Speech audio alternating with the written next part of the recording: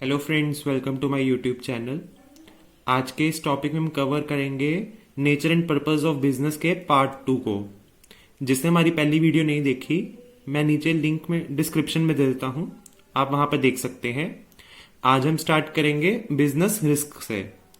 तो आखिर business risk क्या होता है? प्रोबेबिलिटी ऑफ इनएडिक्वेट प्रॉफिट और even loss due to unexpected event, यानी कि इनएडिक्वेट प्रॉफिट होने की संभावना। इनएडिक्वेट प्रॉफिट होता है थोड़ा प्रॉफिट, जितना एक बिजनेसमैन ने बिजनेस के खर्चे जो होते हैं, अगर वो प्रॉफिट उन खर्चों को ना निकाल पाया या उससे खर्चों से कम हुआ तो उसे इनएडिक्वेट प्रॉफिट कहते हैं। और इवन लॉस, या तो उससे लॉस हो जाए due to unexpected event. Unexpected event वो होता है जिसका हमें पहले से आइडिया ना हो।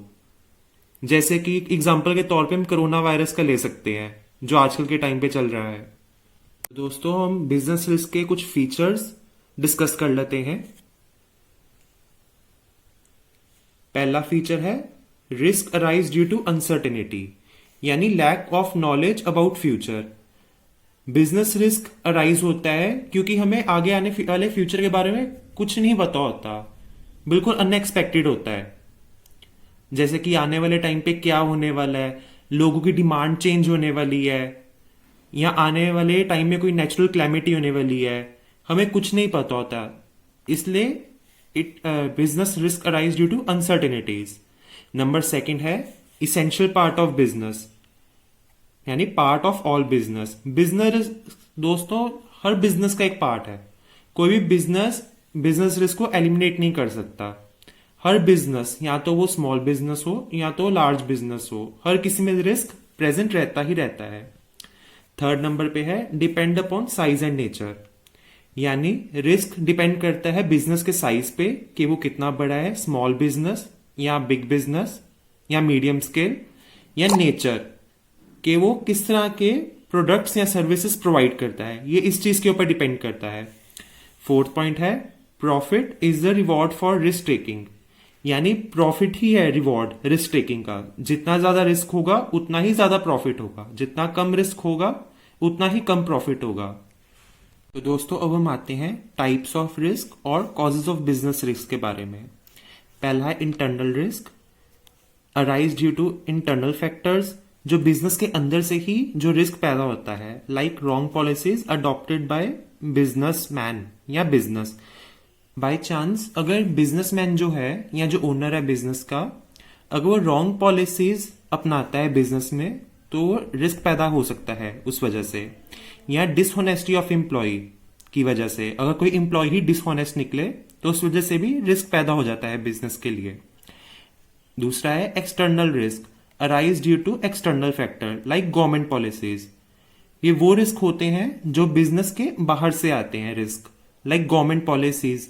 अगर कोई नई गवर्नमेंट, सपोज गवर्नमेंट जैसे चेंज होती है, नई गवर्नमेंट आती है, कोई नया पर्सन आता है इलेक्ट होके, अगर उसने उस पर्टिकुलर बिजनेस के फेवर में पॉलिसीज ना बना के अगर कोई अगेंस्ट पॉलिसीज बनाता है, तो गवर्नमेंट पॉलिसीज का रिस्क माना जाता है, या एक्सटर्नल रिस्क में से वो माना जाता है।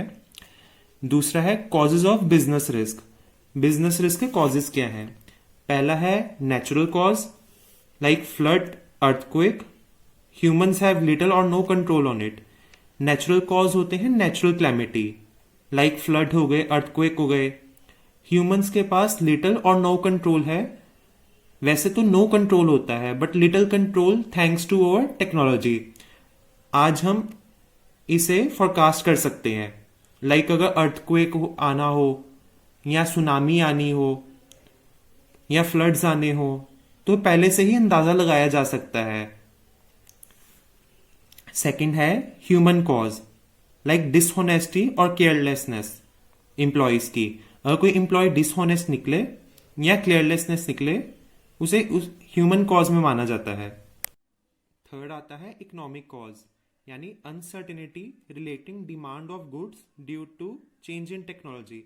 मतलब अचानक से ही डिमांड बदल जाना टेक्नोलॉजी के चेंजेस की वजह से। फोर्थ पॉइंट है अदर्स, यानी पॉलिटिकल और मैकेनिकल फेलियर। मैकेनिकल फेलियर में है जैसे किसी फैक्ट्री में बॉयलर का फट जाना, या पॉलिटिकल चेंजेस, किसी पॉलिटिकल पार्टी का बदल जाना और उसने नई पॉलिसीज बना देनी जो बिजनेस के फेवर में ना हो। दोस्तों हम बात करते हैं क्लासिफिकेशन ऑफ बिजनेस एक्टिविटीज की ओर। बिजनेस एक्टिविटी ब्रॉडली दो कैटेगरी में डिवाइडेड है, एक इंडस्ट्री और एक कमर्स। इंडस्ट्री के पार्ट्स हैं प्राइमरी इंडस्ट्री, सेकेंडरी इंडस्ट्री और टर्शरी इंडस्ट्री। कमर्स के हैं मेन पार्ट्स ट्रेड और ऑक्सिलरीज टू ट्रेड। ट्रेड में आगे कैटेगरी है इंटरनल ट्रेड और external trade. Auxiliaries to trade है ट्रांसपोर्टेशन, वेयरहाउस, इंश्योरेंस, बैंक और एडवर्टाइजिंग। पहले हम इंडस्ट्री को एक्सप्लेन कर लेते हैं। इंडस्ट्री में है प्राइमरी इंडस्ट्री। प्राइमरी इंडस्ट्री दोस्तों वो होती है जो नेचर की जो मटेरियल है उसको एक्सट्रैक्ट करती है। एग्जाम्पल हम ले सकते हैं इसमें आयरन की। सेकेंडरी इंडस्ट्री वो है जो एज ए रॉ मटेरियल जो प्राइमरी इंडस्ट्री आउटपुट देती है। सपोज आयरन के आउटपुट किया, उसने एक्सट्रैक्ट किया आयरन को,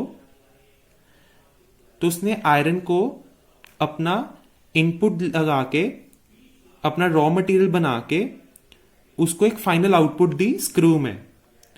और टर्शरी इंडस्ट्री वो है जो इन प्राइमरी और सेकेंडरी को सर्विसेज प्रोवाइड करती है। टर्शरी की एग्जांपल है या इसमें आ जाती हैं banking, insurance, warehouse, transportation. Tertiary industry को हम यहां पर ऑक्सिलरीज टू ट्रेड भी कह सकते हैं क्योंकि ये सर्विसेज प्रोवाइड करती है प्राइमरी और सेकेंडरी इंडस्ट्री को। अब आती है कमर्स की बारी। कमर्स में जो ट्रेड है, ट्रेड का मतलब है ट्रांसफर ऑफ गुड्स या sale of goods to the final customers. इसमें इंटरनल ट्रेड यानी जो कंट्री के इन बिटवीन का ट्रेड है। फॉर एग्जांपल जैसे इंडिया के बीच में जो ट्रेड चल रहा है इंडिया के अंदर ही, वो इंटरनल ट्रेड है।